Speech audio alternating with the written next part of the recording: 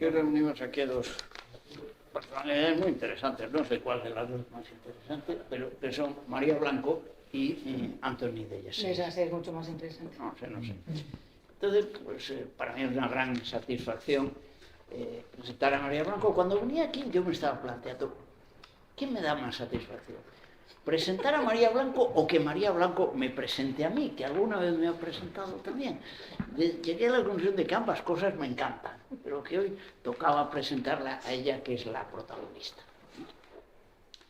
Pues bueno, María Blanco,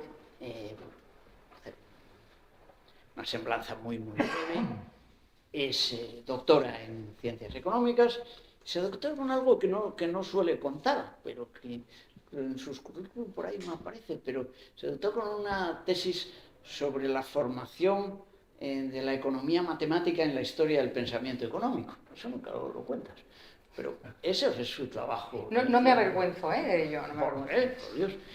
Luego ha escrito una serie de cosas sobre el liberalismo, ha escrito mucho, ha escrito sobre feminismo, tiene un libro de un título hasta atractivo, ese que se, ¿cómo se llama? El que hiciste con Carlos, la Hacienda somos todos, cariño, ¿no? Que está muy bien. Pero en general ha sido miembro del Consejo de la Mont Pelerin Society, ella es miembro de la Mont Pelerin Society, pero ha sido miembro del Consejo. Es una persona muy relevante en este mundillo liberal español. Tiene un libro muy divertido que se llama, si no recuerdo, Las tribus liberales. El primero. ¿No? Creo que fue el primero aquel que hiciste. Además yo creo que ocupas un lugar especial, no sé, por esto de ser mujer feminista, no sé qué, pero es una visión, creo, muy interesante, ¿no? ¿Y de qué nos va a hablar? Pues de Antoni de Llacey, ¿no? Antoni de Llacey, creo que Antoni de Llacey es un gran pensador y, corrígeme si me equivoco, pero yo creo que es poco conocido en España, a pesar poco conocido, y vamos a ver por qué. A pesar de que su libro fundamental, El Estado, está traducido, lo tradujo Carlos, si no recuerdo. Lo tradujo Carlos, y hay varios más traducidos. Sí. Y tiene, ese libro, simplemente Buchanan, con el que tuvo mucha relación, lo considerado como el mejor libro sobre la teoría del Estado moderno, desde la publicación del libro de Schumpeter, Capitalismo, Socialismo y Democracia, que estamos hablando de un libro de la década de 1940. Entonces, tiene otra serie de cosas. Yo, si hay ocasión, luego sacaré un folletito que me gusta mucho, que cito mucho, que es el del socialismo de mercado, que es una frase ahí muy divertida. Y yo conocí algo a Antoni, no mucho, pero sí coincidí con él. Un señor amable, con una trayectoria vital muy particular, ¿no? Aparte de, María lo contará, aparte de que era húngaro, huido, luego fue financiero, ganó dinero, esto me lo contó él, y luego casi se arruina. Se arruina y quedó allí en una casa perdida por, no me acuerdo si era Bretaña o Normandía, vivía allí en una casa de este, pero un tipo muy afable y sobre todo muy inteligente, yo creo que es indudable, ¿no? Entonces, pues dentro de este ciclo de la Fundación Civismo, pues creo que ha sido una buena idea. No fue idea mía, ha sido idea de otro, no sé de quién, de dedicar una sesión a Antoni de Llacey. Me parece una idea excelente y me parece excelente que nos hable de ello precisamente María Blanco. Así que María tiene la palabra, ella va a hablar, luego tenemos, la idea es que haya un poco de debate, ¿no? Somos poco, bueno, pues podemos tener un diálogo interesante. Pues muchas gracias. María, tienes la palabra. Gracias, Paco. Antes que nada tengo casi que disculparme porque por alguna razón yo grapo todas las cosas que voy a decir y cuando no las grapo pasa esto, que me dejo folios en casa. Entonces me he dejado 4 folios en casa que, como soy tan despistada y me conozco, me lo mando siempre por correo. Entonces los tengo aquí, los primeros 4 folios. Creí que ibas a decir que como los tenías en la cabeza, no, te daba exactamente yo en la lo cabeza mismo. solo tengo serrín, como tenemos mucha gente, ¿no? Bueno, pues para mí es un placer que Albert, el año pasado cuando presenté a Irene Correas, que es amiga mía y una grandísima profesional, me dijo, Albert, a la salida me dijo, el año que viene te toca. Y cuando me propuso de qué pensador te gustaría hablar, pues inmediatamente se me ocurrió Anthony de Sassé, precisamente por lo que ha dicho Paco, y es que es un pensador muy poco conocido, pero para mí es de los pensadores más originales y que más veces me ha hecho explotar la cabeza, porque dice cosas que me hacen reflexionar no solamente sobre el mundo, sino sobre mí y sobre mi manera de plantearme el liberalismo, ¿no? y el mundo liberal. Si tuviera que resumir en un párrafo quién era Tony de Sassé, sería este párrafo que voy a leer y que lo escribió Alberto Mingardi, amigo y profesor de la IULM de Milán, profesor de pensamiento político. Alberto dice, creo que es en el obituario, murió en enero, a finales de enero de 2019, y Alberto escribía, su aguda mente le convertía en un amigo exigente, disfrutaba enormemente con el ingenio y el humor, despreciaba a los políticos de éxito y a los filósofos chapuceros, y era contundente e implacable en sus razonamientos. No era un hombre fácil, pero era un buen hombre y un pensador verdaderamente original. Y es verdad, y probablemente por eso es por lo que me siento tan atraída por esta persona. Entonces, en la exposición de hoy lo que voy a hacer es primero hacer un retrato de quién es el personaje y por qué es tan poco conocido, y por qué todo el mundo reclama qué bueno es y qué poco conocido, qué es lo que le hacía tan áspero no solamente para los socialistas, que tiene toda la lógica, sino para los propios liberales, por qué no le dieron tanto predicamento a pesar de ser tan reconocido por personas como Buchanan, por ejemplo. Y luego voy a explicar un poquito cuál era la esencia de su obra, de toda su obra, y me voy a centrar en dos obras, en una porque clarifica aspectos que me parecen muy relevantes del liberalismo, como es la propia definición de libertad, o qué son los derechos, y luego me voy a centrar precisamente en el Estado, porque si alguno de ustedes sale de aquí pensando quiero leer a Tony de Sassé, lo primero que hay que hacer es leer el Estado, ¿no? Y además porque es premonitorio, es un libro premonitorio y vamos a ver exactamente por qué, ¿no? Bueno, pues Anthony de Sassé nació en Hungría en 1925, en una familia intelectual muy brillante. Su hermana es una gran historiadora, que había hecho estudios sobre la historia de Italia, etc. Y efectivamente tuvo que huir de Hungría a los 23 años. Primero se fue a Austria y después, a los 2 años o así, se fue a estudiar economía a Australia. Pero hay una nota autobiográfica suya que explica en qué momento se dio cuenta de que se tenía que ir de Austria. Por supuesto, lo que había sucedido... de Hungría. Por supuesto, lo que había sucedido en Hungría fue la invasión soviética, ¿no? La pisonadora soviética. Entonces él cuenta que, claro, habían expropiado el negocio a su padre y eran pobres, muy, muy pobres. Y él, con 23 años, pues estaba buscando trabajo, ¿no? Y dice, estaba buscando trabajo sin muchas esperanzas, cualquier trabajo. Y me encontré de frente con una persona recién llegada al poder. Era comunista. Que podía ofrecerme trabajo o no, que tenía la potestad de darme trabajo o de no dármelo. Y ahí estaba él, una especie de hombre poderoso, carnoso, musculoso, con un traje muy bien cortado, camisa de seda gruesa. Y ahí estaba yo, una persona flaca y miserable, temblando. Me dijo, tras una breve conversación, tú y los de tu calaña nunca conseguiréis trabajo en este país. Y con eso se entiende, ¿no? En esos momentos el tipo dijo, bueno, pues me voy. Se fue a Austria y de ahí a Australia, con una beca, por supuesto, puesto que no tenía dinero. Y entonces, muy propio de él, se le ocurrió escribir un artículo sobre economía y mandárselo, porque sí, a Sir Denis Robertson, que era catedrático en Cambridge, ni más ni menos en Cambridge. Y pues Sir Denis se quedó impresionado por lo bueno que era el artículo y se lo mandó, le escribió una carta al director de las becas de Nuffield en Oxford, proponiendo a de Sassé como candidato para que fuera investigador. Y efectivamente, a los pocos años, pues consiguió el dinero con otra beca para irse a Oxford y estuvo allí desde el 55 hasta 1962 y como investigador en Oxford escribió varios artículos sobre economía en el Economic Journal o en el Journal of Political Economy, etc. Pero en el 62 decide colgar los hábitos académicos e irse a Francia. ¿A qué? A ser financiero, a ser banquero, ¿no? A intentar hacerse una posición. Y lo logró. Es verdad que estuvo invirtiendo en diferentes empresas en Europa y en Estados Unidos hasta que se retiró en el 79 a la costa normanda, a la casa heredada de su mujer Isabel, que era medio aristócrata y había heredado una casa enorme en Normandía, allá perdido por Normandía, pero tenía que ser una buena casa.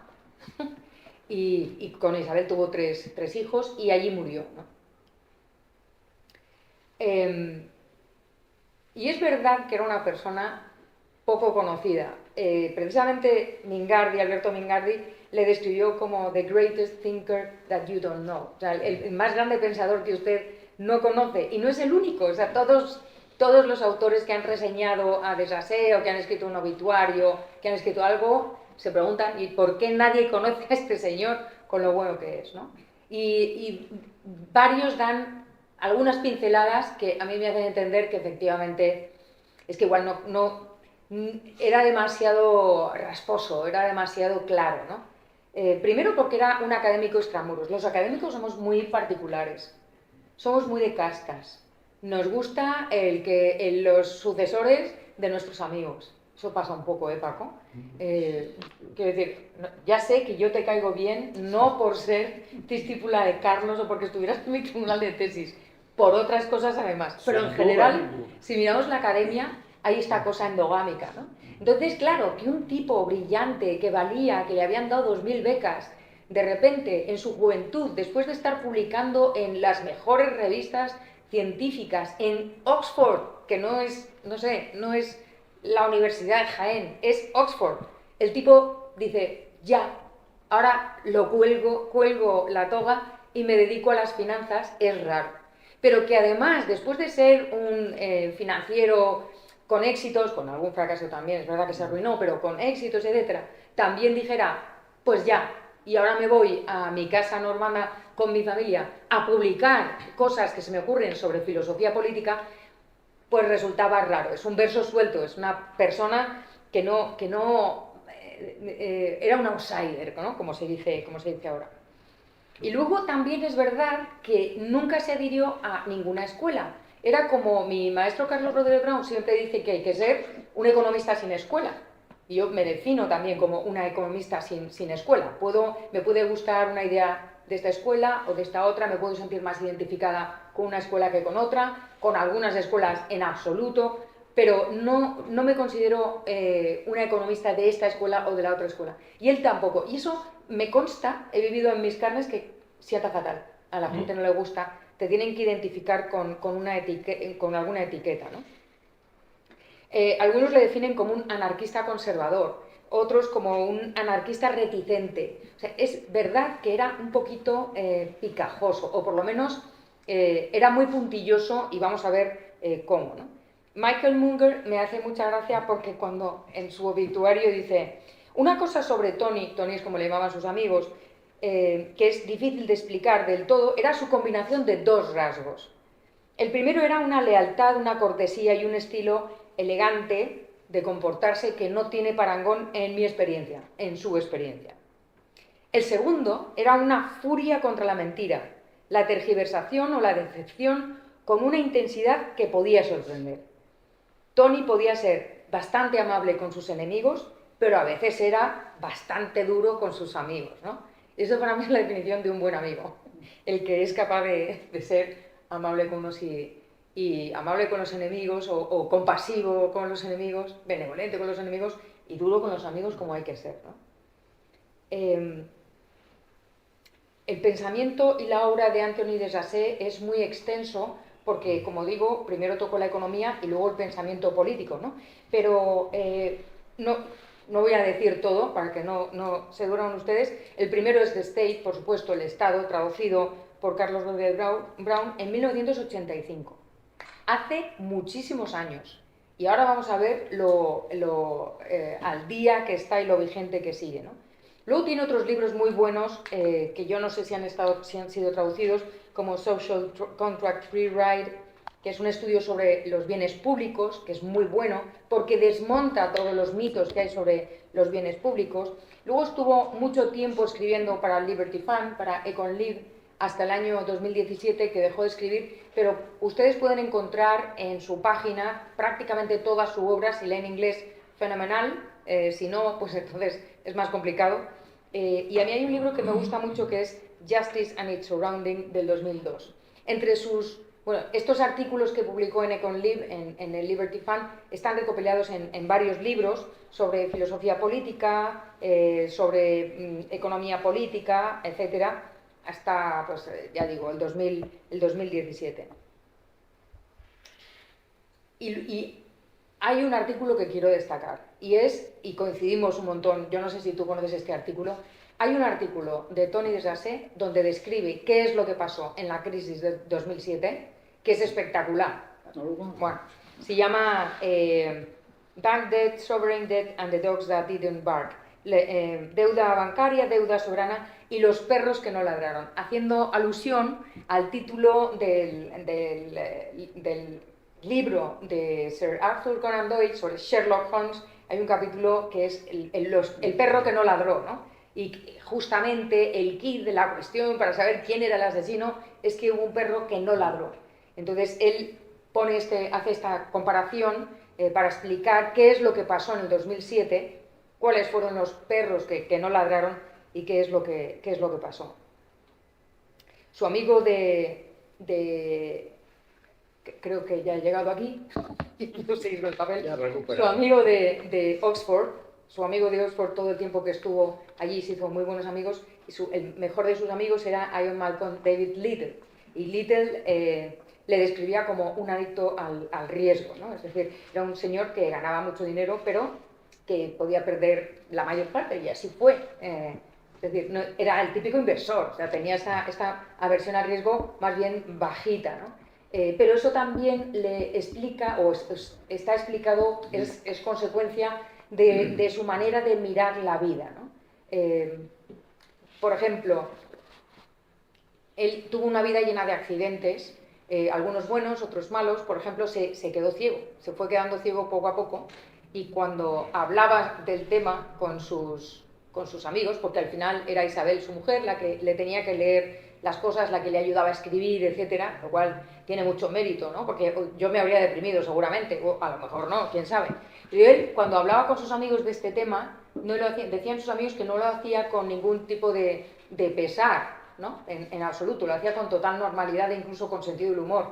Y dicen sus amigos que no era porque tuviera una distancia enorme respecto a lo que es tan humano como quedarte ciego, sino porque tenía la convicción de que en realidad nosotros no somos quienes pilotamos nuestro avión. Nosotros no tenemos control sobre nuestra vida y todos son accidentes, ¿no? Y estas cosas pasan. Entonces tenía una manera de afrontar la vida muy realista y a la vez abrazando mucho esta incertidumbre como buen jugador, ¿no? Como jugador, las cosas pasan, a veces te toca una buena mano, te toca una mala mano, te confundes en una inversión, te arruinas o no te arruinas. Este gusto por el riesgo del que hablaba Little también impregnó su actividad posterior como escritor, como teórico político, porque tenía un compromiso enorme y firme desde siempre con la clarificación. Su obsesión era clarificar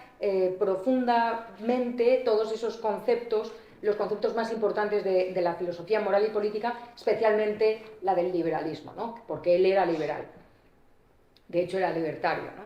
Y esa es la esencia. La esencia de la obra de Anthony Desjardins es que él no se pone el sombrero de historiador que se regodea en el contexto o que intenta dar contexto, sino que él va al grano y tiene esa capacidad crítica respecto incluso a autores como Popper o como el mismo Hayek. Es decir, no tenía ningún pudor a la hora de señalar esto no está bien explicado aquí, y le da igual si es Hayek o si es, yo qué sé, María Blanco, ¿no? Que es una persona insignificante, ¿no?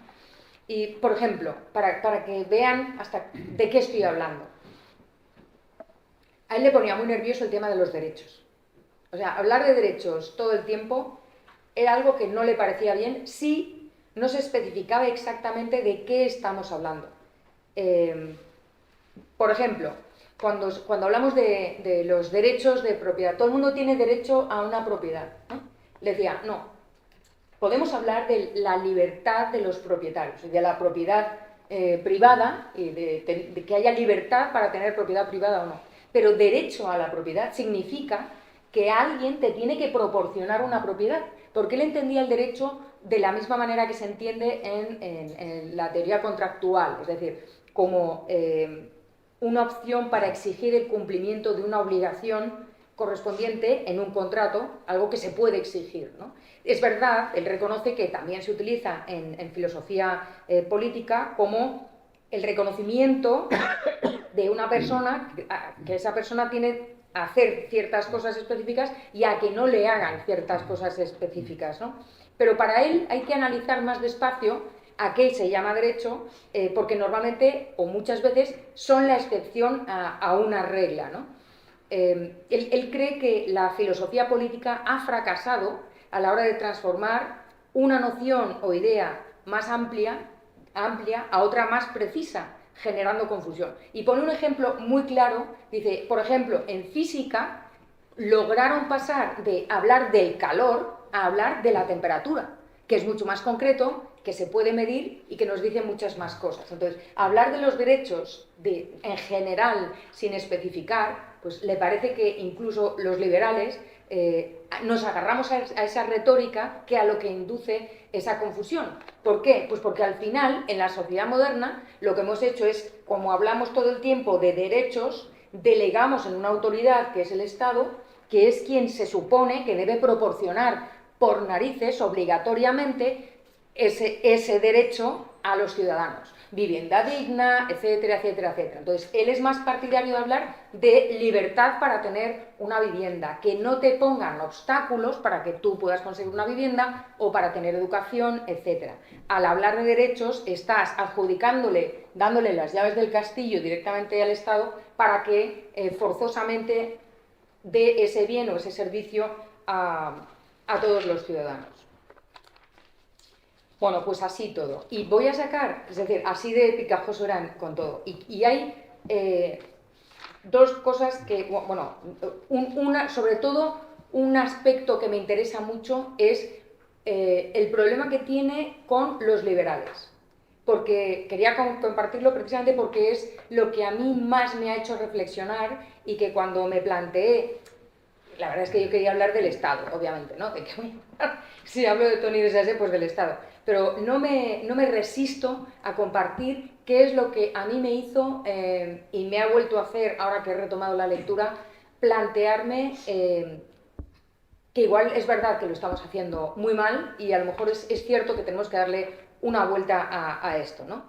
El último capítulo de Justice and Its Surroundings, que es como la justicia y sus alrededores, más o menos, se podría traducir, el entorno, su entorno.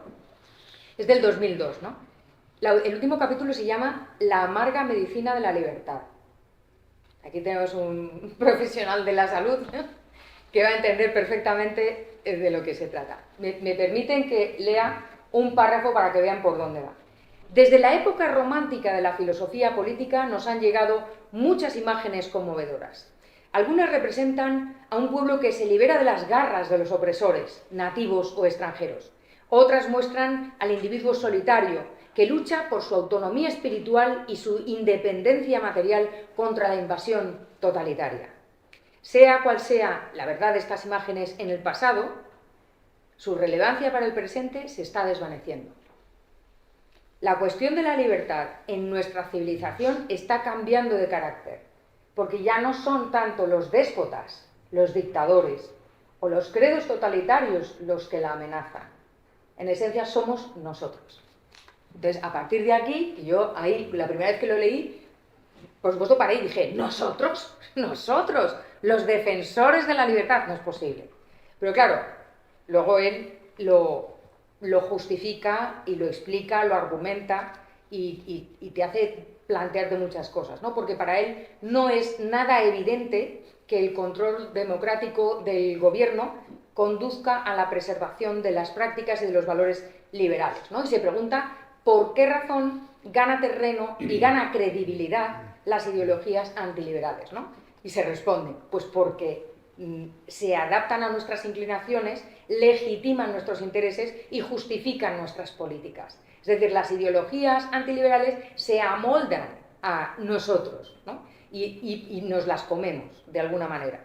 Nos encanta la retórica del discurso de la libertad y nos entregamos a ella más allá de la sobriedad y el buen gusto, que me encanta lo del buen gusto. Pero para él cabe dudar que seriamente nos preocupe la sustancia de la libertad, nos preocupe de verdad cuál es el contenido de esa retórica, ¿no? Que tiene alrededor esa retórica. O por lo menos, dice, no actuamos como si nos importara, porque para Desrachet esa sustancia de la libertad es austera.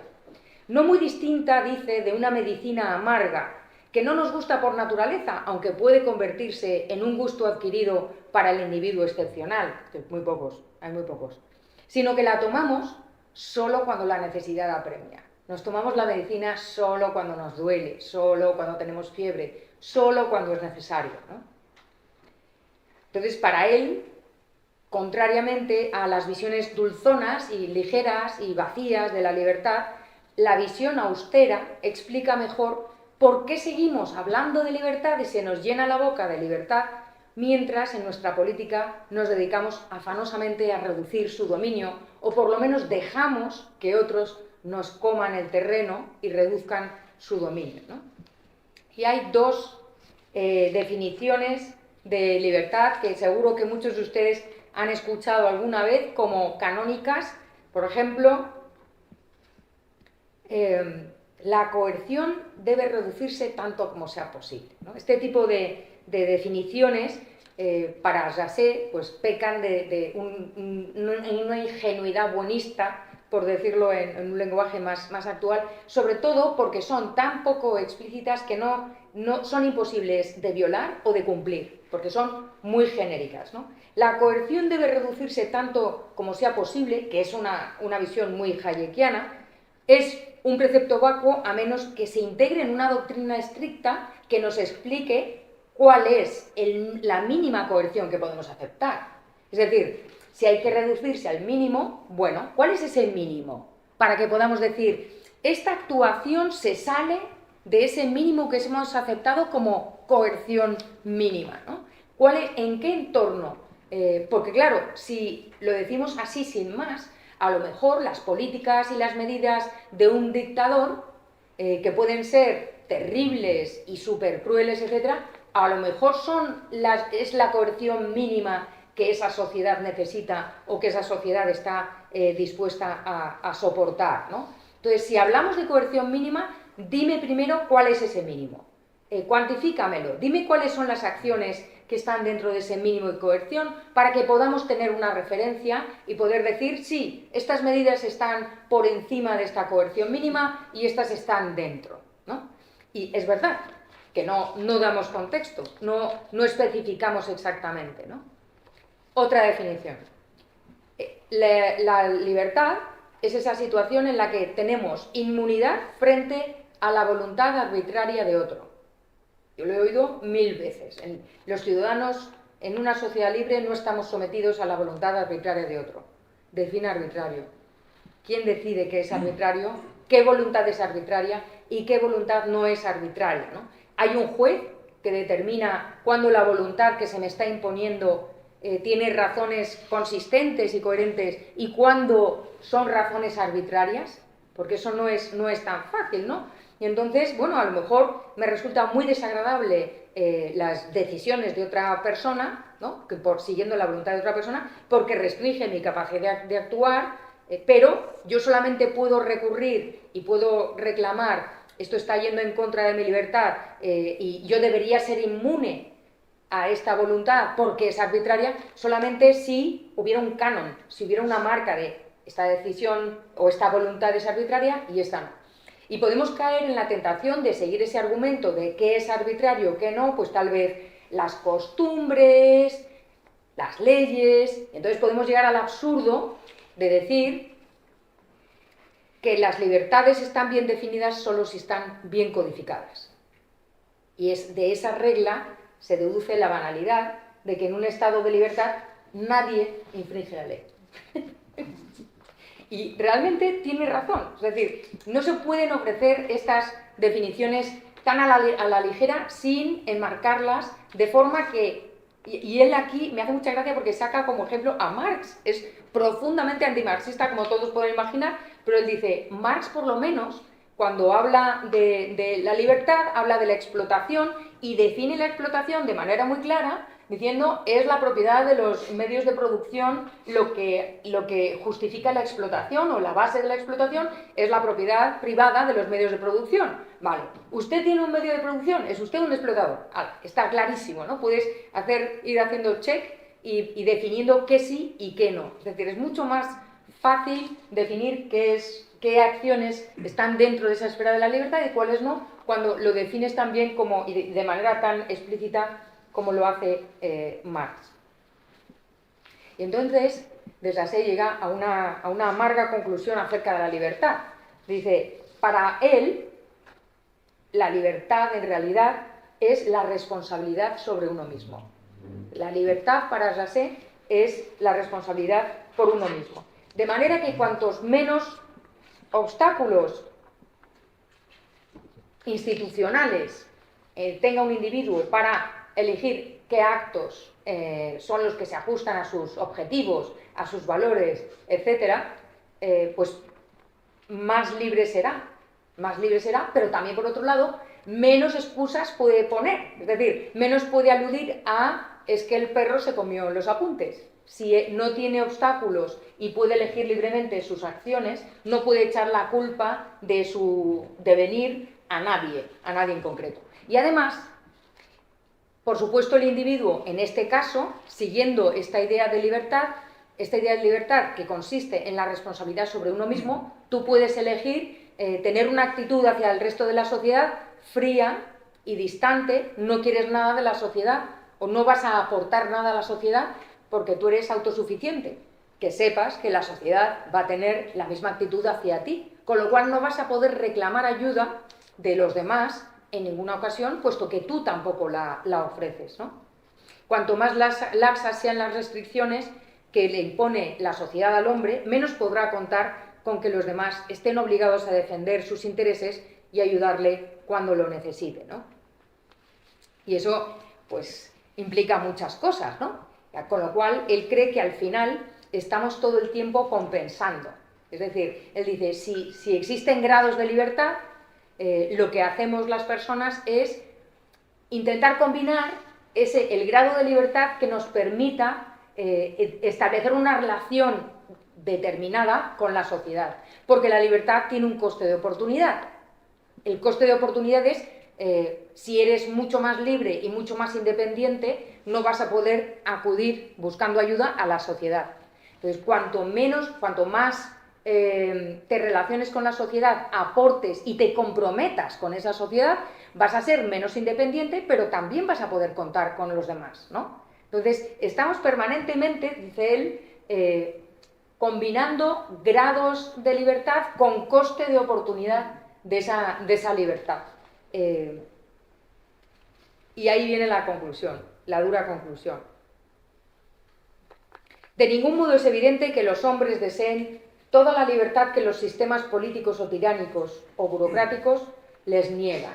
Es decir, lo que dice Desasé es, estamos mirando un sistema tiránico, pongamos por caso Venezuela, o sea, hay un montón, pero Venezuela, y estamos reclamando que haya todo un conjunto de libertades que probablemente nosotros no estaríamos dispuestos a asumir por el coste de oportunidad que implica. Estaríamos dispuestos a asumir hasta un grado, por encima del cual a lo mejor nos arrugamos, ¿no? A lo mejor preferimos pagar impuestos y estar sometidos a un estado determinado mayor o menor, porque todo es gradual, a cambio de que nos provean de determinados servicios, o de determinados bienes, o de tener cierto confort en nuestra comunidad, ¿no?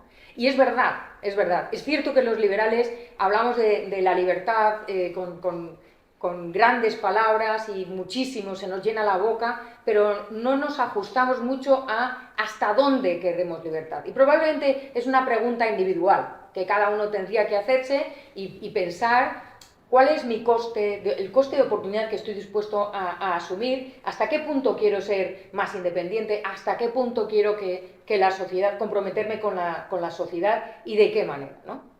A mí me parece una reflexión que, pues sí, esta es la reflexión que me hizo explotar la cabeza por segunda vez porque ya me había leído El Estado, el libro del Estado.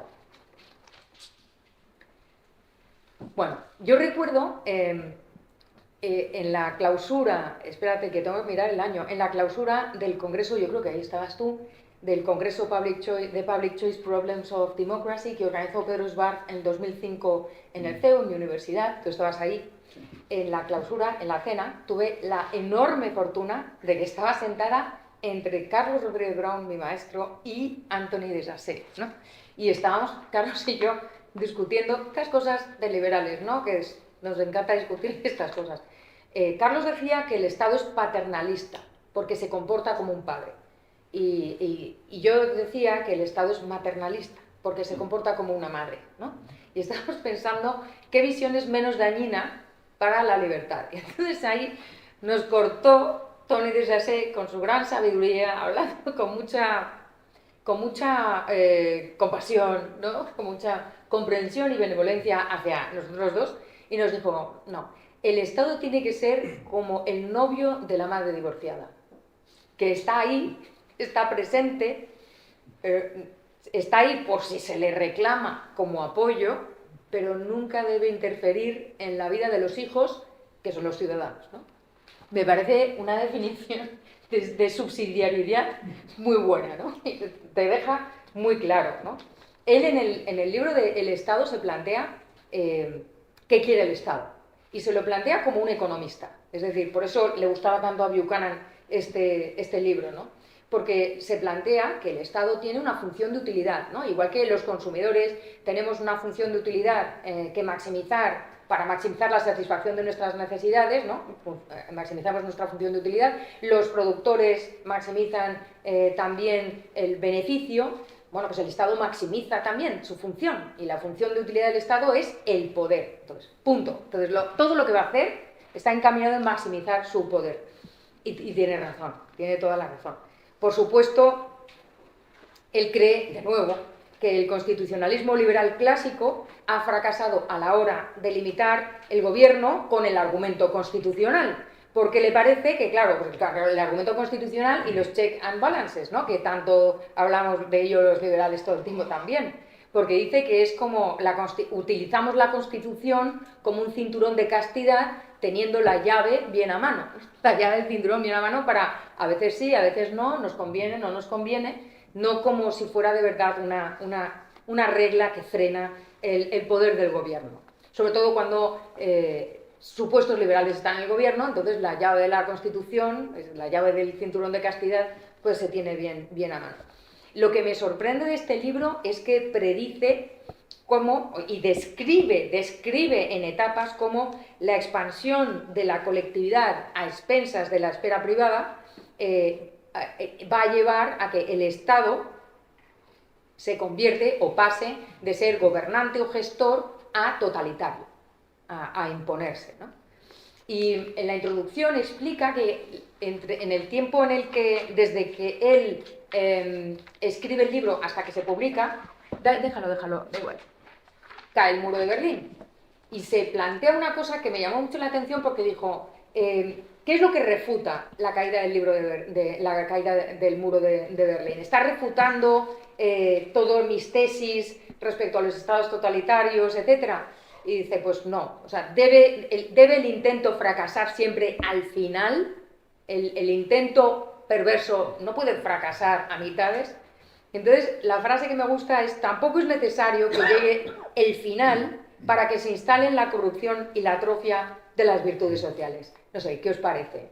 ¿Tenemos que llegar a un estado totalitario para que se instale la corrupción y la atrofia de las virtudes sociales? ¿O en una democracia como la española puede instalarse la corrupción y la atrofia de las virtudes sociales, ¿no? Sin embargo, se pregunta y me gusta porque de alguna manera está diciendo, os estoy advirtiendo, señores, podemos esperar que quien avisa vale por dos. Él avisó y efectivamente ya veréis que vale por dos y por muchos más. El libro del Estado se organiza en 5 capítulos, que no os preocupéis, no voy a hablar de los 5, pero sí voy a dar una pincelada para que veáis cuál es el caminito que sigue, ¿no? Que sigue él y que evidentemente estamos siguiendo nosotros, y a ver si identificáis dónde estamos exactamente. Él lo que hace es seguir la progresión lógica, no en tiempo real obviamente, del Estado desde un Estado que es muy limitado, lo más limitado posible, en el que sus fines, los fines del Estado, no compiten con los fines del individuo, hasta el Estado totalitario en el que el Estado tiene prácticamente toda la propiedad y libertad de los ciudadanos, ¿no? Vale. Entonces, capítulo 1, el Estado capitalista. No estamos ahí. El Estado capitalista le llama capitalista porque es un Estado en el que se le da mucha importancia, y el tratamiento específico que se le da a la propiedad y a los contratos es muy importante, al cumplimiento de los contratos, ¿no?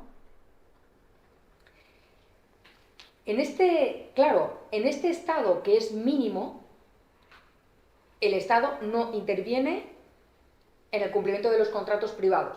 Entonces, los ciudadanos, es un Estado contractualista en el que los ciudadanos establecen contratos unos con los otros, el Estado no interviene, y el Estado tampoco obliga a que el ciudadano firme un contrato social de ninguna manera, ¿vale? O sea, no interviene, el Estado no interviene, pero no da rienda suelta a la compasión y simpatía que puede albergar por los súbditos menos afortunados, obligando a los más afortunados a ayudarles. Con lo cual, no interviene en ningún sentido, ni ayudando a los menos favorecidos, ni metiéndose en la vida o en los contratos de nadie, ¿vale? Está ahí, es un Estado mínimo. Y por esta razón le llama un Estado sin políticas. Sin políticas. ¿Qué funciones tendría? No lo explica. Bueno, sí lo explica en el capítulo, pero lo que me interesa es que veáis que su punto de partida es ese Estado mínimo. En el siguiente capítulo se plantea el tema de la obediencia política, ¿no? La obediencia política es suscitada por el Estado mediante la tríada típica de represión, legitimidad y consentimiento, ¿no?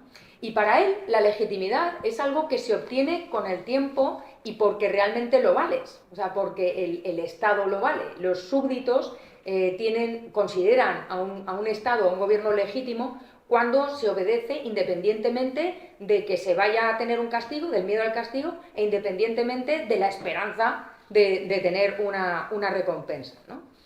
Es algo que el Estado no puede manejar ni engendrar a su antojo. O surge o no surge. Esto es como la confianza o como la fe. ¿La tienes o no? Entonces, bueno, independientemente de este factor que puede surgir o no, ¿qué le queda al Estado?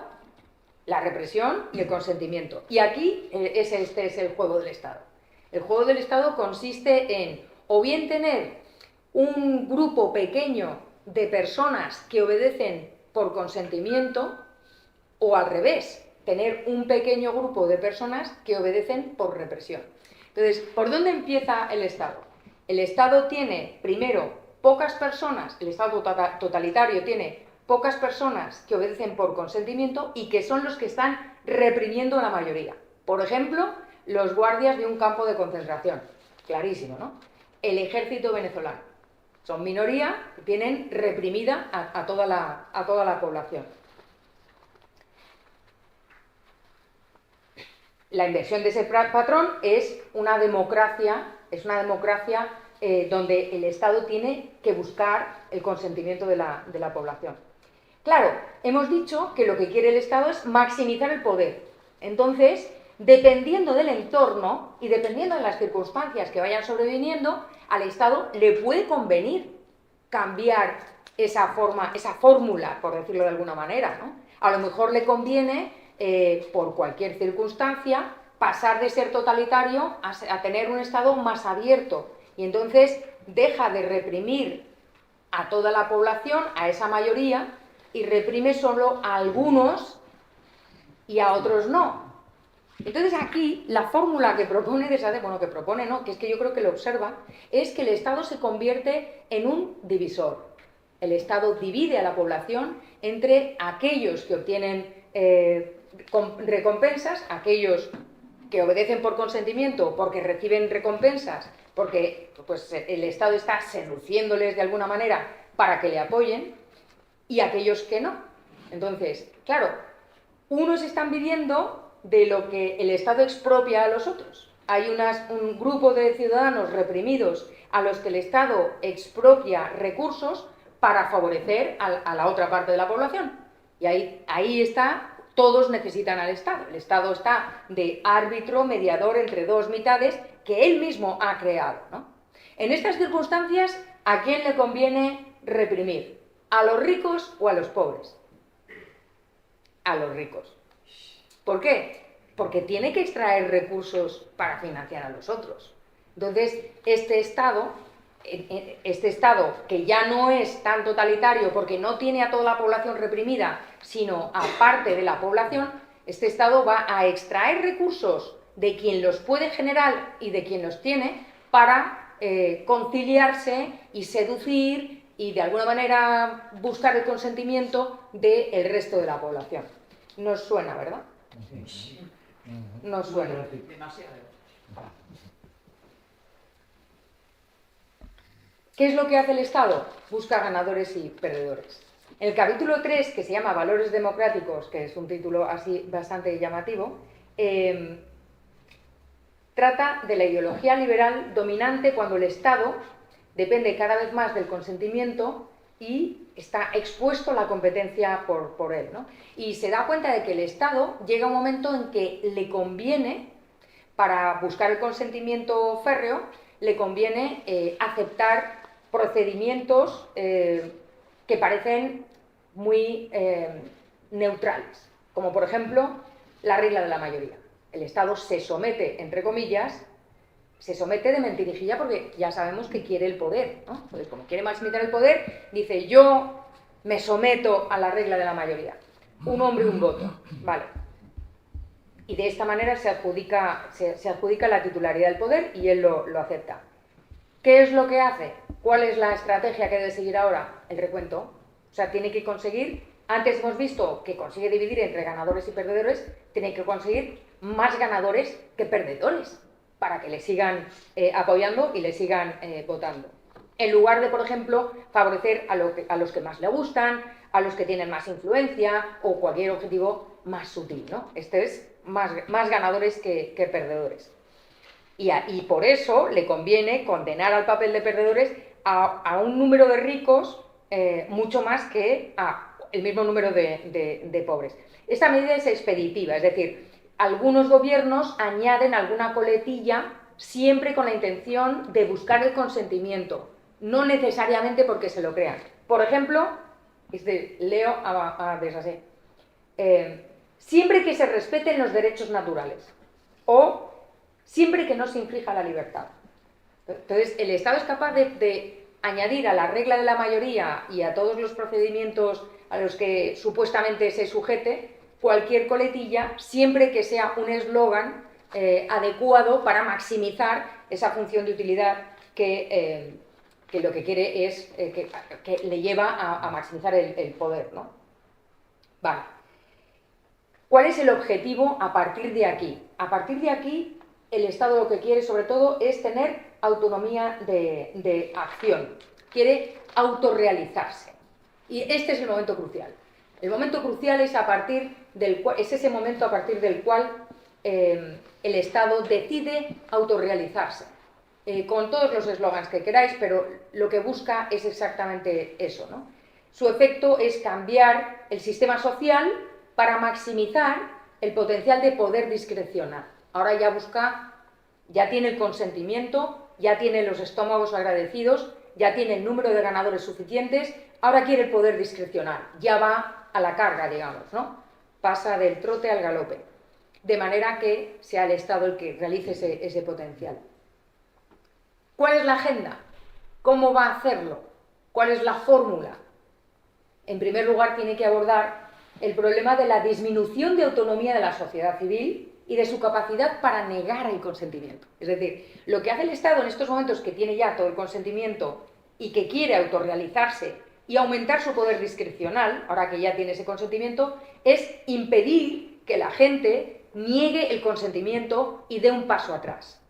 Y ese es el momento crucial. Si lo logra, nos vamos al río, Nos vamos al río. Si no lo logra, se puede revertir el proceso o el Estado tendrá que ingeniárselas otra vez para volver a conseguir maximizar su poder.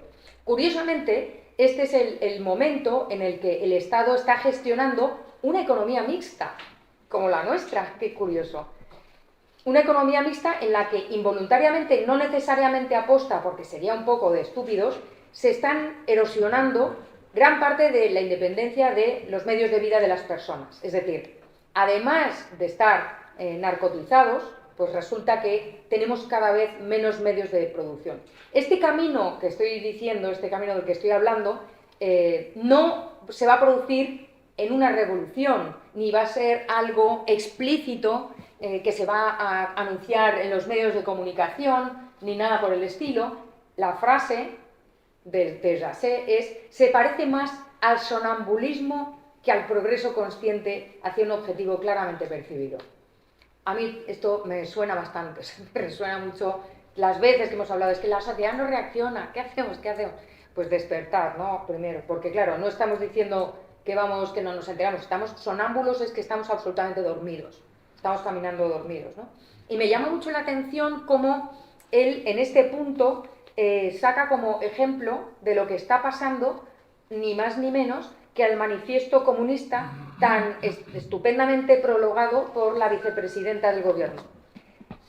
Lo que el manifiesto comunista llama la victoria de la batalla de la democracia para arrebatar por grados todo el capital a la burguesía, para centralizar todos los instrumentos de producción en manos del Estado. Esta es la culminación de este proceso al que nos dirigimos sonámbulos. A mí siempre me sorprende, después de leer esto, pensar que la vicepresidenta del gobierno haya prologado este libro tan maravilloso. Claro, hacer esto en una democracia es incompatible, no cabe centralizar y dar un poder absoluto en una democracia a un Estado. De manera que esta socialdemocracia, que ya no se sostiene con estos objetivos, pasa a ser una democracia populista. Ya estamos en Venezuela, ¿no? Ya estamos en Venezuela.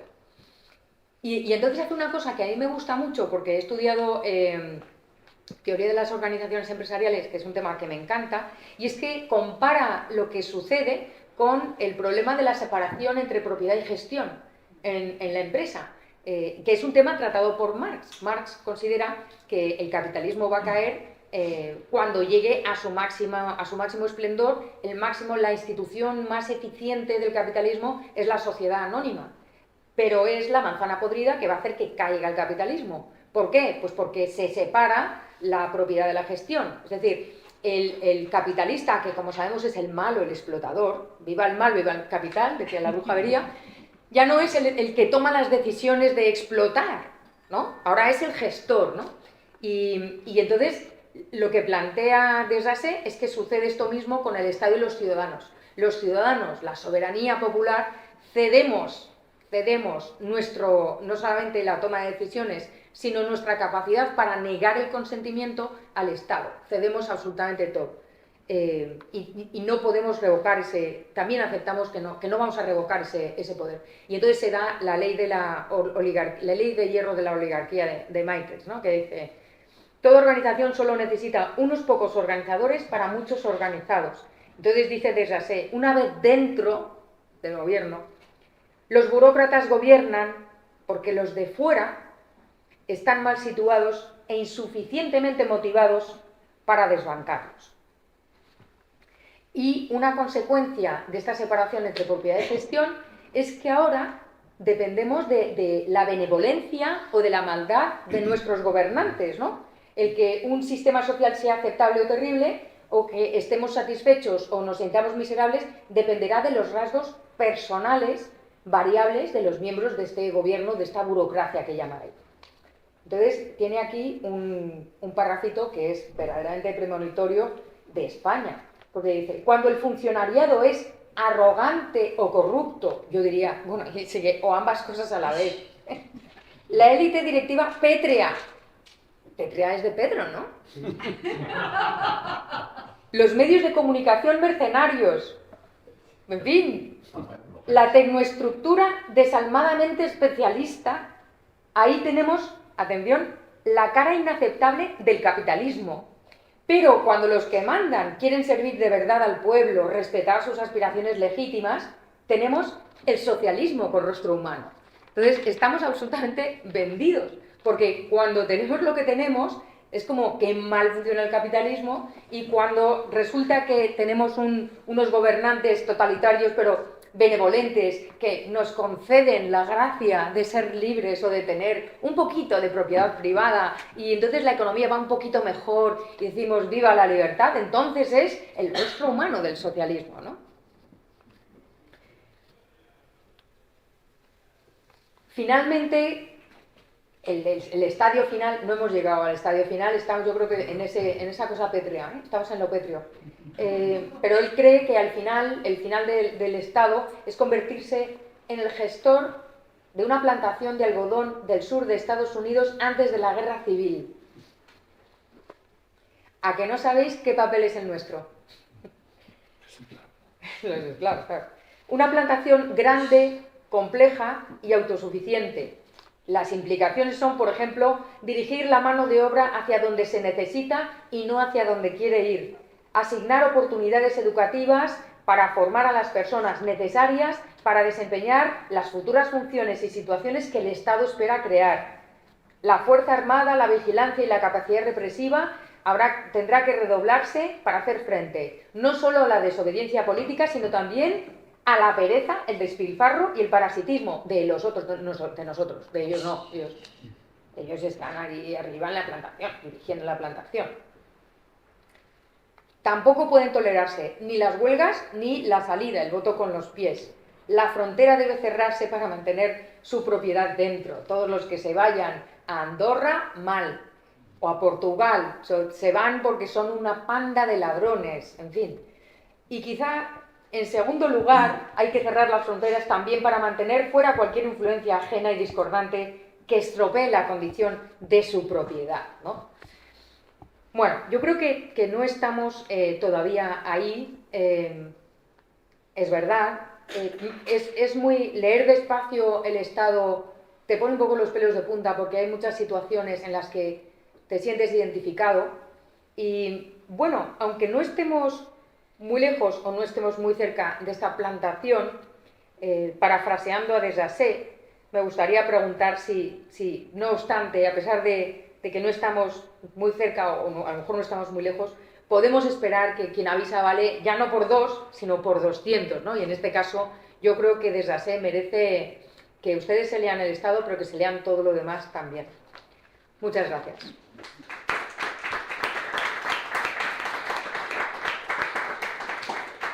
Muchas gracias. Yo creo que ha sido una presentación excelente. No es por hacerte la pelota. Este es la endogamia académica de la que estamos hablando. Una muestra. Bueno, esto indica que mi endogamia tiene sentido porque hacer las cosas muy bien. Y ya está, ¿no? Entonces yo creo que vamos a... No, tengo alguna idea en la cabeza, pero prefiero abrir. Tenemos ya aquí gente que quiere pedir la palabra. Aquí el señor de la barba. Sí, yo te quería preguntar qué tamaño tiene que tener el Estado para transmitir Desjardins y qué tamaño crees que debe tener para... ¿Yo? Sí, para... Si te digo el mínimo posible, Desjardins se me presenta esta noche Sí, en sueños. te aparece. Yo creo que, a ver, él era anarquista. Él creía en el orden. Creía en el orden y por eso se le llamaba anarquista conservador, porque es un señor que cree firmemente en el orden, la existencia de leyes y en los contratos entre los ciudadanos, ¿no?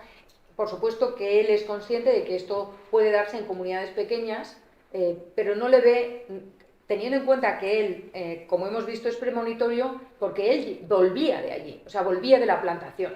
Él sale de la plantación de esclavos y se encuentra con que las zonas libres en las que vive están encaminándose hacia, de nuevo, la plantación de esclavos. Viven en Occidente. Entonces, yo creo que para él el Estado debe desaparecer. y que debe haber gobierno y leyes, es decir, no la fiesta de la espuma todo el tiempo, sino que haya leyes, que haya orden y que haya contratos. Contratos que son asumidos por los ciudadanos y leyes y un orden aceptado por las comunidades. Yo creo que él quería eso. No lo sé. Y luego, yo no tengo ni idea. Yo de momento creo que hay que empezar a quitar grasa, quitar todo lo que la sociedad admita.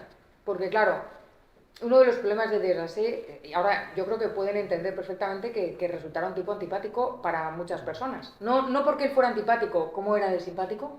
Era súper agradable y simpático. Muy amable. Y es verdad lo que decía, lo que decía Munger, que era un señor que iluminaba y que era súper amable, tenía un sentido del humor extraordinario. Bueno, pues la anécdota que he contado ya les pone de manifiesto cómo era, pero sus teorías picaban mucho a los propios liberales.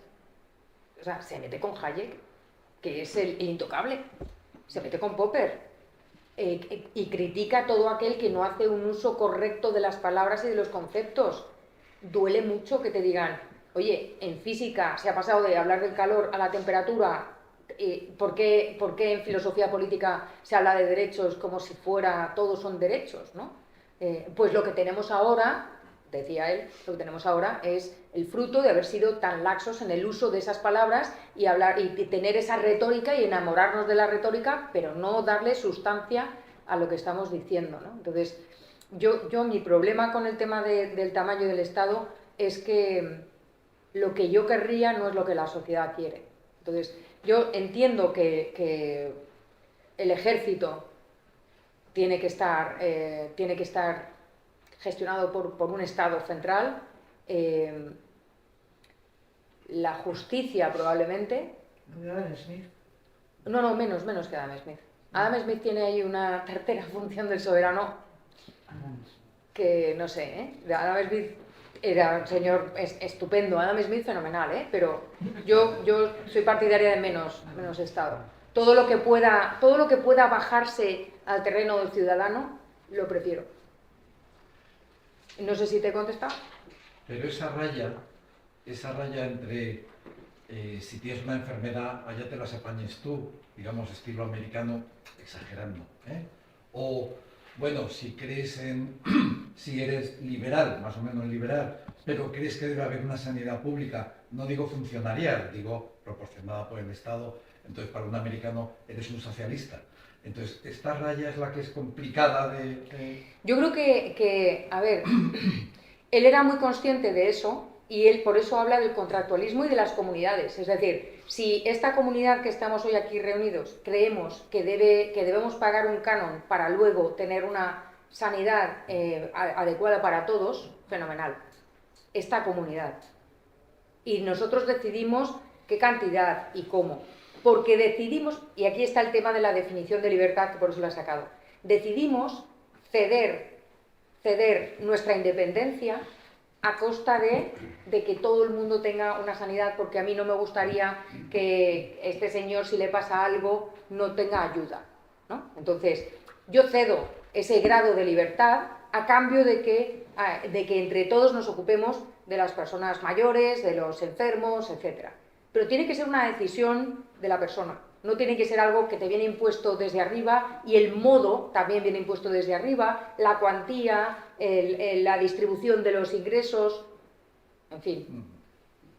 Bueno, yo aquí, fíjate, el problema es la actitud, la posición de la gente. Yo soy bastante jeffersoniano, ¿no? Vamos, yo pienso que si tengo que elegir un político en la historia, me quedo con Thomas Jefferson, claramente. Bueno, Thomas Jefferson, entre otras cosas, tiene una frase muy famosa que dice, un Estado que puede darte todo lo que le pides, puede quitarte todo lo que tienes.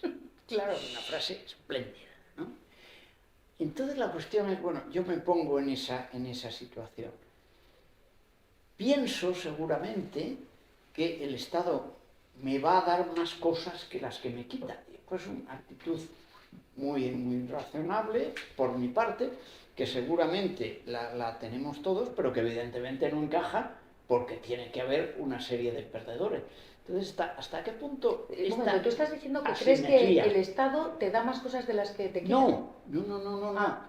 Que la gente puede estar dispuesta a decir, oye, que crezca el Estado porque me va a dar más Vale. de lo que me quita. Entonces, mi planteamiento es que si tú generalizas el modelo de una persona a un número n de personas, lo que tienes es un crecimiento del Estado de personas que piensan que van a obtener un beneficio, ¿no? Es lo del Estado, que es el círculo en el que yo estoy metiendo la mano en el bolsillo izquierdo del tipo que tengo a la derecha para quitarle todo lo que pueda, sin ser consciente probablemente de que el tipo que tengo a mi izquierda está haciendo lo mismo, y al final no tengo ninguna garantía de que lo que yo le esté quitando al de al lado sea menos que el otro. Es decir, hasta el punto esa asimetría y ese planteamiento no hace que la gente se incline a este tipo de soluciones más estatistas. Porque lo que dice Jefferson es,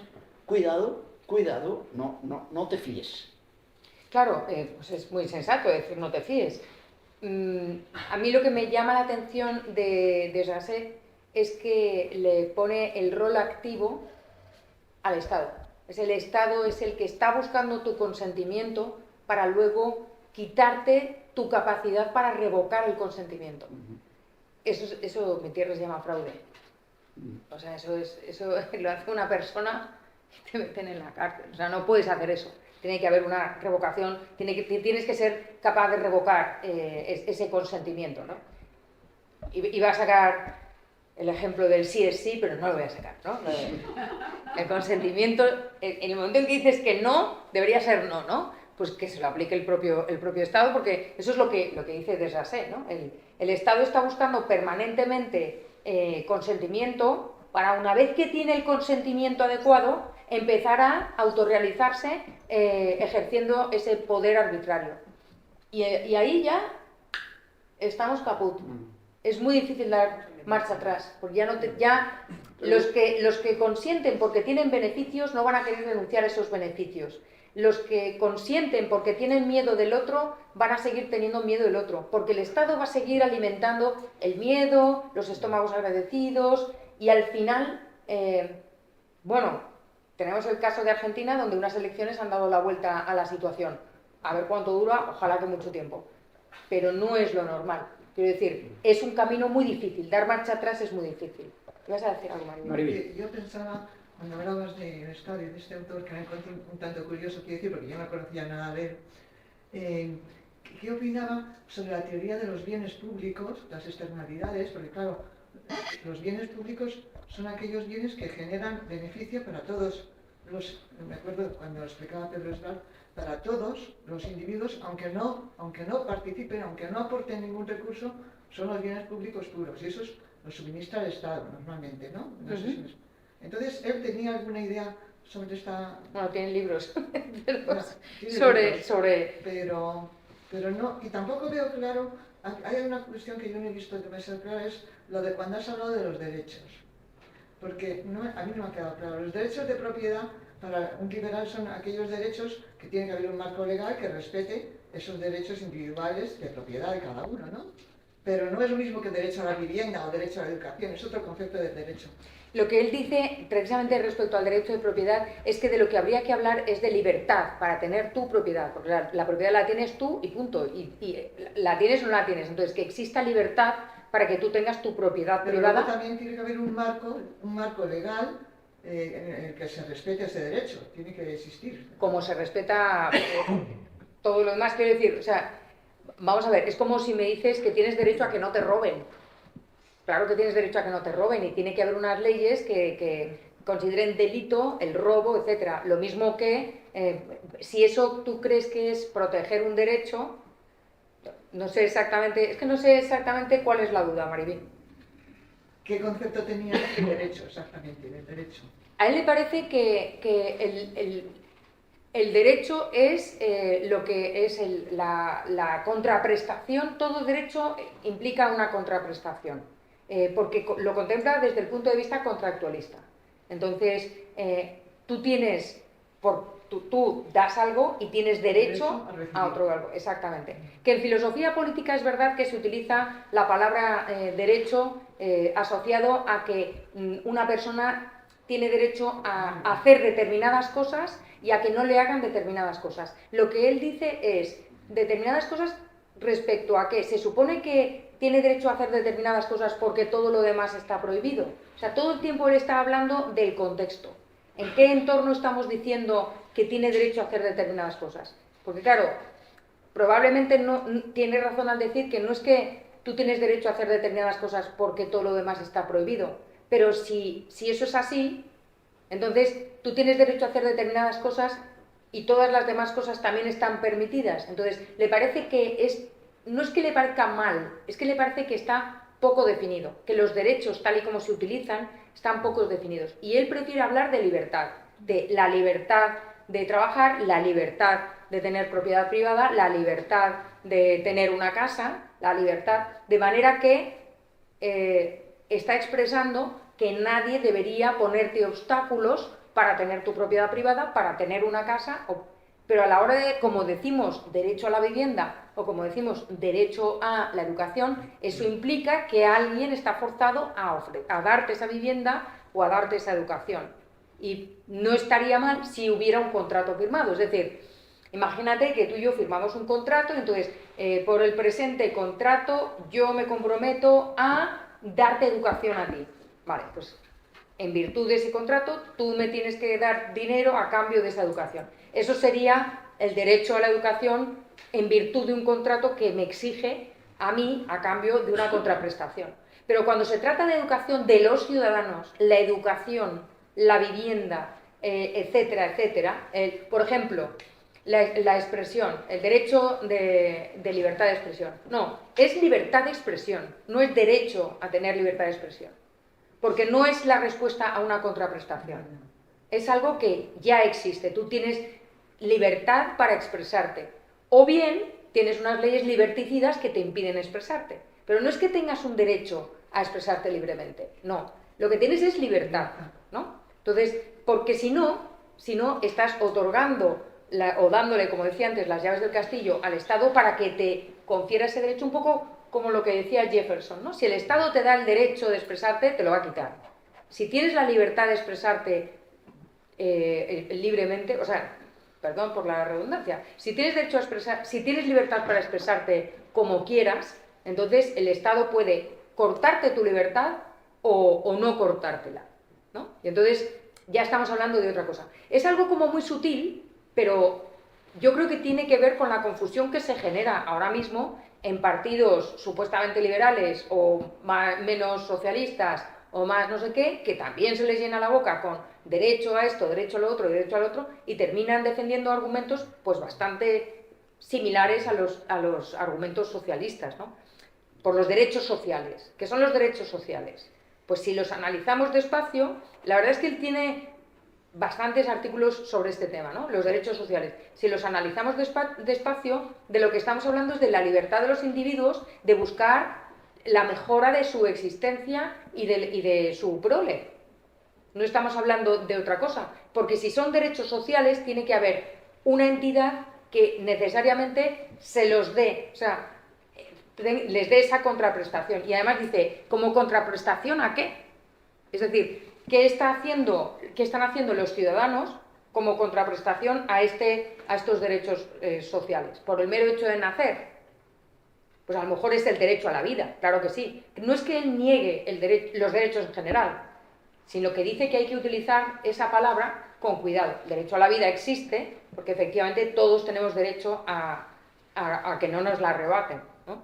Es que una definición laxa y mal definida de los derechos a lo que te da pie es a una enorme discrecionalidad. Exactamente. El término aquí, yendo ya política económica, es claro, ¿no? Tú ves los dos economistas que más han hecho por extender el poder del Estado, quitando los marxistas, etcétera, o sea, el número uno, Pigou, claramente, dos, Keynes, pero más incluso Pigou que... Bueno, tanto Pigou como Keynes, que quieren que el Estado haga cosas, etcétera, los dos tenía una opinión penosa de los políticos. Keynes los despreciaba, Sí. las cosas que dice. Y Pigou lo dice, Pigou era más moderado, pero lo dice también, que son tipos de los que no te puedes fiar nunca. Pero ¿cuál era el problema? Que tanto uno como otro tenían una sorprendente fe en los gestores. Los tecnócratas. Los tecnócratas, que en Gran Bretaña eran Oxford, era Cambridge, era Foreign Office, era The Treasury, y el Tesoro. Y teniendo unos tipos listos, brillantes, sacrificados, formados en Oxford y Cambridge y gobernando el Tesoro y el Foreign Office, aquello tenía que funcionar perfectamente. Y estabas dando el pie, y no es sorprendente que estos señores defendieran continuamente la discrecionalidad en política económica y se opusieran al control de reglas. Hay muchas citas de Keynes cuando dice, oiga, pero es que esto es muy complejo. Dice, hay media docena de personas que lo harían perfectamente. Es decir, están en la idea de que hay una serie de personas que hacen esto perfectamente, que es lo que luego Coase critica, y dice, esto es un disparate, pero estás dando pie Exactamente. a partir de ahí entres, ¿no?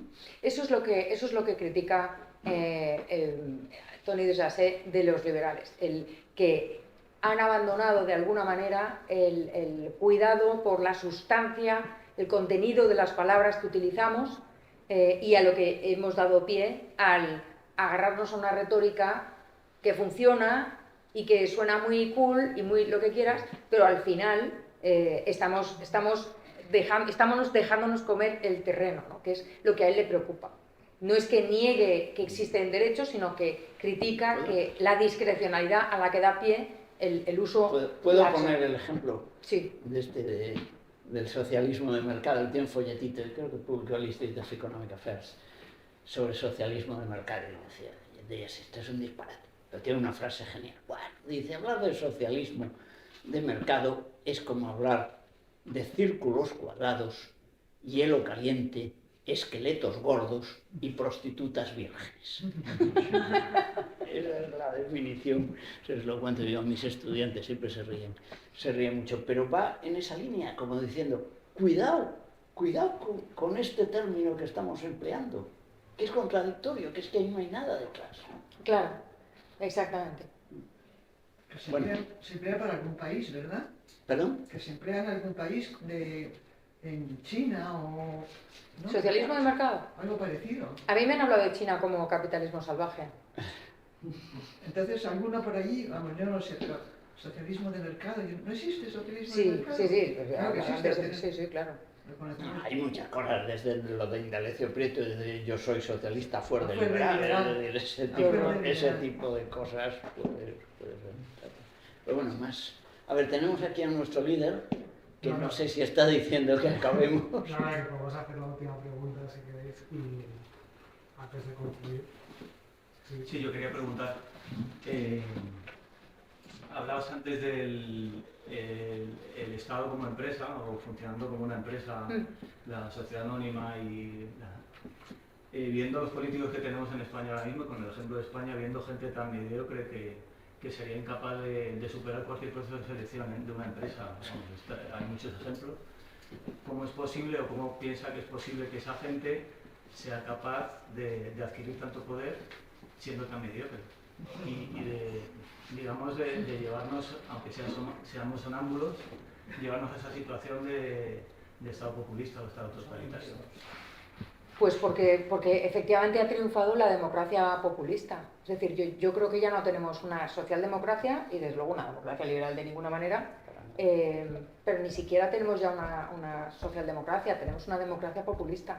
Y esa es la razón por la que, precisamente, ¿por qué se caracteriza el populismo? Por la vacuidad. Es decir, todo lo que vende vale. O sea, no es ni siquiera una campaña de marketing sofisticada ni estética. O sea, es una cosa muy burda, muy burda. Y lo peor es que lo seguimos comprando. Lo seguimos comprando porque por lo que sea, pues tiene el consentimiento. Yo creo que si hoy se convocan elecciones, probablemente no ganaría las elecciones Pedro Sánchez, pero sí saldría presidente. Pues siguen comprando a aquellos, como tú has dicho, que creen que reciben más de lo que aportan. Yo no sé si es solamente eso. También hay el voto del miedo y también hay el voto por parálisis, la disonancia cognitiva. O sea, creo que hay un conjunto de explicaciones. Albert está nervioso. Nos está mirando. Que también he visto a personas ya en la sala. Yo quería, en nombre de la Fundación Civismo y también de la Fundación Ortega Marañón, del Club Tocqueville y de la Fundación Konrad Adenauer, agradeceros vuestra presencia, animaros a seguir el ciclo de los seminarios. Habréis visto el flyer con las próximas ponencias. El próximo es Emilio Lamo de Espinosa, el próximo 15 de noviembre, para hablar de Max Weber. Y el seminario de hoy no se acaba aquí, porque en breve estará subido el vídeo en nuestra web, podéis recuperarlo, y también habrá un pequeño documento del seminario para que uno pueda refrescar las ideas. Y nada más, muchísimas gracias María, muchísimas gracias Francisco, y a todos ustedes por haber estado con nosotros. Un fuerte aplauso para